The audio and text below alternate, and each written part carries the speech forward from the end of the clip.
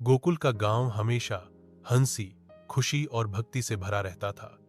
हर ओर गायों की घंटियों की मधुर ध्वनि सुनाई देती थी। नंद बाबा, यशोदा मैया और गोकुल के सभी लोग अपने बालक कन्हैया के नटखटपन से रोज आनंदित रहते थे। कभी कान्हा माखन चुराते, कभी गोपियों के मटके फोड़ देते, तो कभी दोस्तों के साथ यमुना किनारे खेलते। सब जानते थे कि यह बालक साधारण नहीं है। उसकी आंखों में अजब कशिश थी और मुस्कान में जादू। गोकुल में हर साल लोग इंद्रदेव का पूजन करते थे। सब मानते थे कि इंद्रदेव ही बारिश देते हैं, जिससे खेतों में अन्न उगता है और गायों को चारा मिलता है। इस बार भी सब तैयारी कर रहे थे।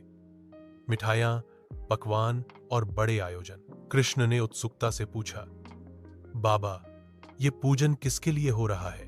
नंद बाबा बोले, बेटा, इंद्रदेव के लिए।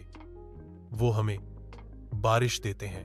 कृष्ण मुस्कुराए और बोले, बाबा, वर्षा तो प्रकृति करती है। हमारी गायें, हमारे खेत और यह गोवर्धन पर्वत ही हमें जीवन देते हैं। हमें इंद्र की जगह गोवर्धन की पूजा करनी चाहिए। सारे गांव वाले पहले तो चौंके, लेकिन कान्हा की बात में गहरा तर्क था। नंद बाबा बोले, तू सही कहता है लाला, इस बार हम गोवर्धन पूजा करेंगे। जब इंद्रदेव को पता चला कि गोकुलवासी उनका पूजन छोड़कर गोवर्धन पर्वत की पूजा कर रहे हैं, तो वे क्रोधित हो गए।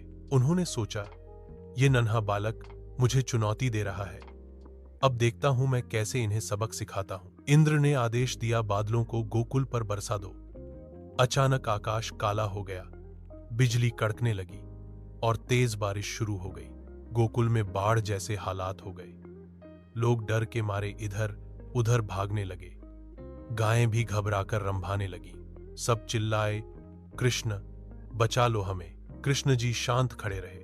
उन्होंने अपनी छोटी सी उंगली उठाई और मुस्कुराते हुए कहा, डरो मत गोकुलवासियों, आओ मेरे पास। और फिर उन्होंने पूरे गोवर्धन पर्वत को अपनी छोटी उंगली पर उठा लिया। सारे गांव वाले, गायें, बच्चे, बड़े सब पर्वत के नीचे आकर सुरक्षित हो गए।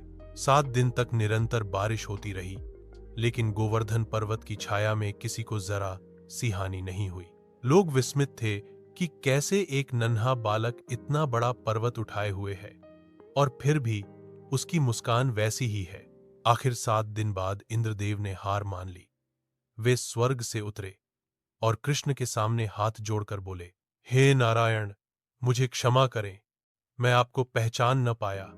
आप तो स्वयं परमात्मा हैं। कृष्ण मुस्कुराए और बोले, इंद्र, शक्ति का घमंड ही विनाश की जड़ है। हमें प्रकृति, पर्वत और पशुओं का आदर करना चाहिए, क्योंकि वही असली जीवनदाता है। इंद्र ने मस्तक झुका दिया और प्रणाम किया। बारिश थम गई। आसमान नीला हो गया। सूरज की किरणें गांव पर छा गईं।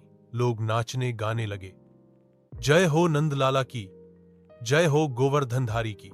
यशोदा मैया ने कान्हा को गले लगाया और आंसुओं से कहा, मेरे लाल, तू तो सच में सबका रक्षक है। अतः यह कथा हमें सिखाती है कि शक्ति का घमंड हमेशा विनाश लाता है, और जो भी प्रकृति व जीवों का सम्मान करता है, वही सच्चा भक्त कहलाता है। भगवान श्री कृष्ण हमेशा अपने भक्तों की रक्षा करते हैं।